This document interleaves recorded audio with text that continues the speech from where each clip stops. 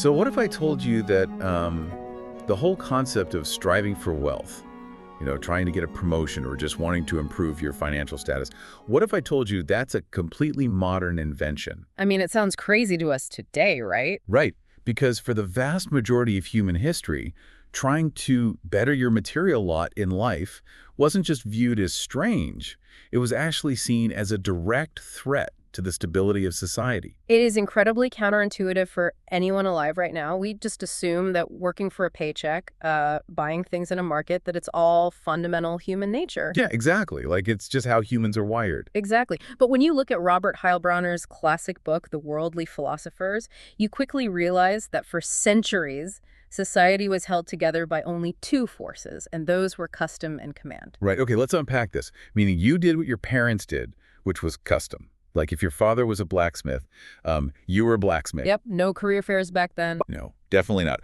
Or you did what the local lord or king forced you to do under threat of violence, and that was command. The idea of gain, of individual economic ambition, it just simply didn't exist in the mainstream. No, not at all. I mean, the church in the Middle Ages literally taught that merchants were this disturbing, somewhat immoral element in society. Wow, so they were actually looked down upon. Oh, heavily. Pre-capitalist society was essentially a rigid clockwork mechanism. Every single person was a fixed gear, turning exactly as they had for generations. But then this massive shift occurs. The market system emerges. Right. And suddenly, society is no longer a clockwork mechanism. It becomes this chaotic biological ecosystem where everyone is competing for resources. Land, which used to be tied up in these ancient ancestral estates, suddenly became real estate, something that could be bought and sold. And the serfs who were tied to the land, they basically became laborers who had to sell their time just to survive. Wealth became capital that could actually be invested. Which, if you think about it, must have been utterly terrifying for the people living through it in the 18th and 19th centuries. The old rules just evaporated. Right, I always think of it like, imagine a society coasting down this gentle slope of tradition, right? And then suddenly, the market system acts like this roaring internal combustion engine of transactions and self-interest, just powering the great chariot of society. You suddenly had to figure out how to survive in a completely new paradigm. And that terror, that deep confusion, is exactly why the worldly philosophers, the first great economists, emerged. They were trying to decode this brand new reality. They wanted to know if this new system of self-interest was going to destroy society, or if there were, hidden laws governing it. Exactly. And Adam Smith was really the first to make sense of it. He looked at this chaotic market, and he saw a self-regulating great family, as he called it. The invisible hand, right. Yes, the famous invisible hand. He realized that if everyone follows their own self-interest, but is held in check by the pressure of competition, society actually provisions itself perfectly. Like the baker doesn't bake bread out of charity. Right, he does it for profit. Exactly. But to get your money, he has to bake a better, cheaper loaf than the guy down the street. So, boom, society gets good, cheap bread. But that optimism didn't last very long, did it? Yeah. Because you roll the clock forward just a few decades, and David Ricardo looks at the exact same market system and sees something much, much darker. Oh, yeah. Ricardo was not an optimist. He observed the population growing rapidly, which meant society had to farm on a worse and worse land just to feed everyone. Right, which made the cost of grain skyrocket. Exactly. So the landlords, the people who just happened to own the good, fertile land, they were getting incredibly rich simply by collecting rent. They didn't do anything new. They just owned the land. While the industrial capitalists were seeing their profits just eaten alive, right? Because they had to pay their workers higher and higher wages just so the workers could afford to buy the expensive grain and, not starve to death. Right. And the workers themselves were just trapped in this brutal cycle of bare subsistence. To Ricardo, the market wasn't a harmonious family at all. It was a zero-sum, bitter contest for supremacy among landlords, capitalists, and workers. Jeez. And then shortly after that, Karl Marx comes along, analyzes the system, and basically concludes it is structurally unstable. Yeah, Marx argued that the relentless drive for profit would cause capitalists to squeeze workers so hard and consolidate wealth so tightly that the system would inevitably just dig its own grave, collapse under its own weight. Well, so if these philosophers are debating whether the economic engine of society creates harmony or inevitable collapse, it raises a much larger question for us today. Do the mechanics of this economic engine actually drive the physical rise and fall of whole nations? That is the million-dollar question. Right. And that's exactly why we've brought this massive stack of sources today for this deep dive. We've got economics, history, theology, sociology. Our mission today is to build you, the listener, a pair of X-ray glasses. We want to give you the ability to literally see how the world forms, shifts, and reshapes itself right in front of you. And to build those glasses, we really have to zoom out and look at the macro patterns of history, which brings us straight to Ray Dalio's research in the changing world order. Yeah, Dalio's fascinating. He's a global macroeconomic investor, right? Spent his whole life analyzing markets. Right, and he realized a pretty profound truth. He noticed that the most shocking economic and political events he was living through were things that had simply never happened in his lifetime. Which naturally makes you feel like the world is entirely unprecedented. Yeah. You know, like everything is falling apart in some completely novel way. Exactly. But when Dalio zoomed out and analyzed the last 500 years of data, he saw that these exact same shocks had happened over and over again in a very predictable sequence. Wow. So it wasn't unprecedented at all. Not even a little bit. He identified what he calls the big cycle of empires, which lasts roughly 250 years on average. Okay, so like the Dutch Empire, right? Right. With their currency, the guilder. Yep. Then the British Empire and the pound, then the United States and the dollar. And now, according to the data, we are watching the ascendant cycle of China and the renminbi. And Dalio didn't just like map the dates out. He built this 18-factor index to measure the chronological vital signs of a nation. It literally plays out like a blueprint. It really does. A nation's rise always starts with massive investments in better education. Which leads directly to a boom in innovation and technology. Exactly. And because that innovation creates new products and efficiencies, the nation becomes globally competitive. They start capturing a much larger share of the world's economic output. But then, once you have ships moving goods all over the planet, you obviously need a powerful military to protect those trade routes. So the economic power funds the military power. Right. And when a nation has the most robust economy, the highest share of global trade, and the strongest military, it naturally becomes the world's dominant financial center. Everyone wants to do business there. Which ultimately grants the empire the ultimate privilege, right? Its currency becomes the world's reserve currency. Yes. That is the peak of the mountain. Having the reserve currency means every other country needs your money to conduct global trade. But wait, here's where it gets really interesting, because this is exactly where the mechanics of the rise actually sow the seeds of the decline. Yeah, it's totally paradoxical. When the whole world needs your currency, your money becomes artificially strong. That makes your exports really expensive and everyone else is cheap. So you basically stop making things and start buying everything from abroad. And more importantly, because everyone wants to hold your currency, you can borrow money at incredibly cheap interest rates. Okay, wait, I have to push back on this whole premise for a second. You're mapping out this incredibly neat, 250-year mathematical clock where empires just rise and fall like the changing of the seasons. It sounds a bit too perfect, right? Yeah, because history is messy. It's full of random wars, plagues, unpredictable leaders.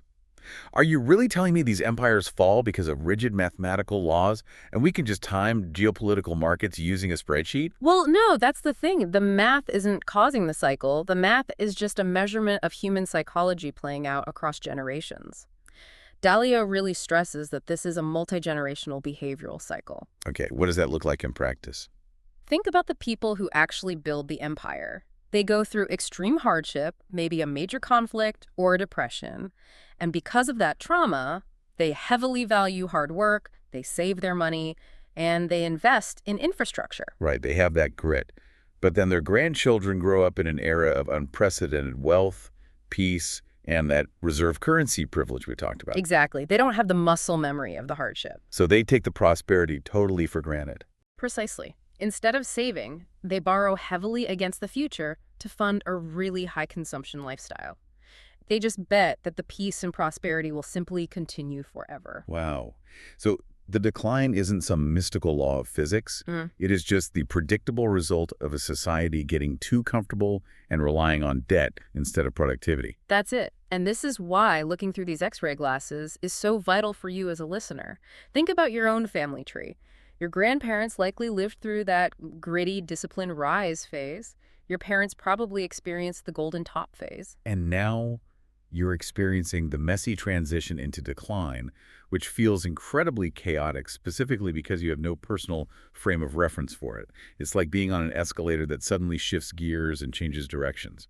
That's a great analogy, and the data objectively maps out where we are in this historical arc right now. Dalio's assessment is that the United States, as the current leading empire, is deep into stage 5 of the decline cycle. Stage 5. And that's the phase immediately preceding a major restructuring of the world order, right? Yes, and stage 5 is defined by highly specific, measurable pressure points. The first is a massive debt burden combined with a central bank that is forced to print money just to service that debt. Okay, let's explain how that actually works, because printing money sounds a bit abstract. When a government has too much debt, the central bank literally creates new money out of thin air to buy government bonds or prop up financial markets. Right. They inject liquidity. But that newly created money doesn't flow evenly to everyone. It flows into assets. So the people who already own stocks, bonds, and real estate, they see their net worth absolutely explode. While the people who only own their labor, the working class, they just see the price of groceries, housing, and basic necessities go up. Which leads directly to the second major symptom of stage 5, staggering gaps in wealth and values. And when the wealth gap gets this wide, the political center completely collapses. And we really need to emphasize here, this is not about taking a political side. It is purely a structural reality. The data shows that severe inequality inherently breeds intense political polarization. Right, you see populism surge on both the left and the right.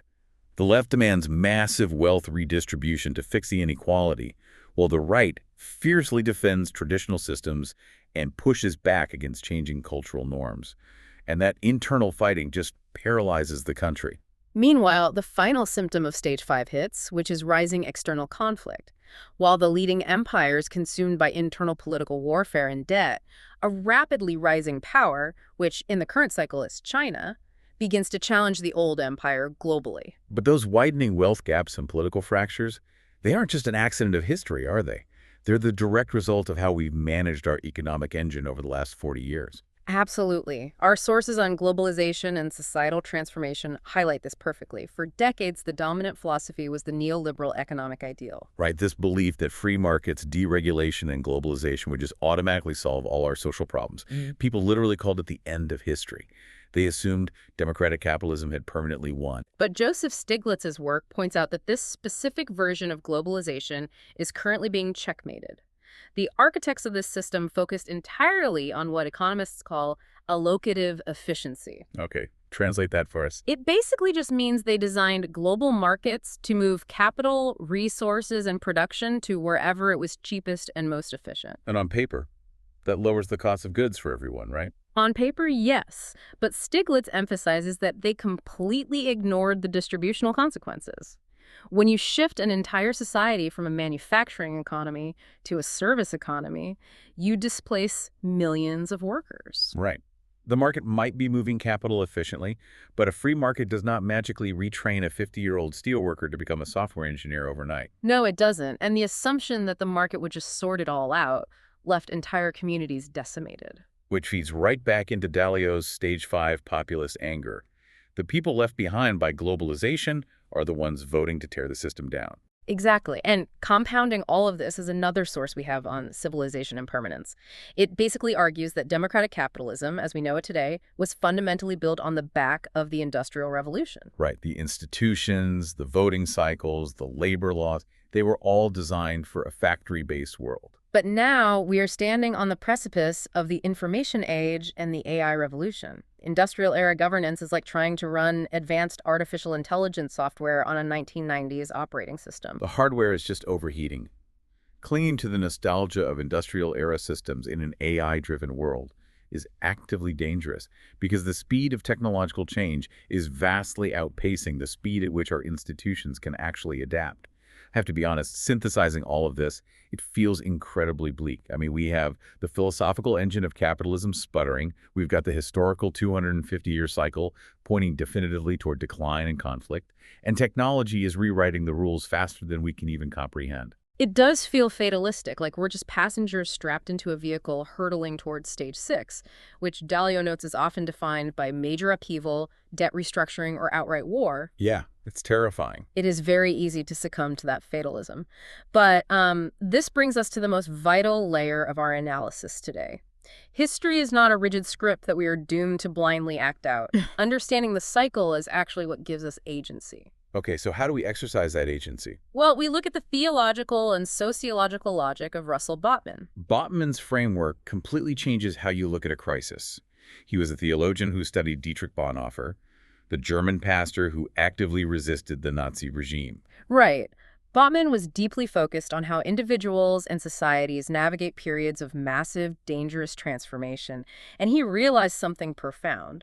When the world is falling apart, the instinct of a rational person is to ask, how can I heroically save myself? Or how do I protect my own wealth? Which makes sense. That's human nature. It is. But Botman argued that this is the wrong question entirely. The ultimate question for a responsible person during a societal transition is actually, how is the coming generation to live? Wow, that shifts the entire paradigm. It takes you out of Ricardo's zero-sum, bitter contest for immediate survival and forces you to focus on building the foundation for what comes next. Exactly. And to do that, Botman developed a concept he called complex obedience.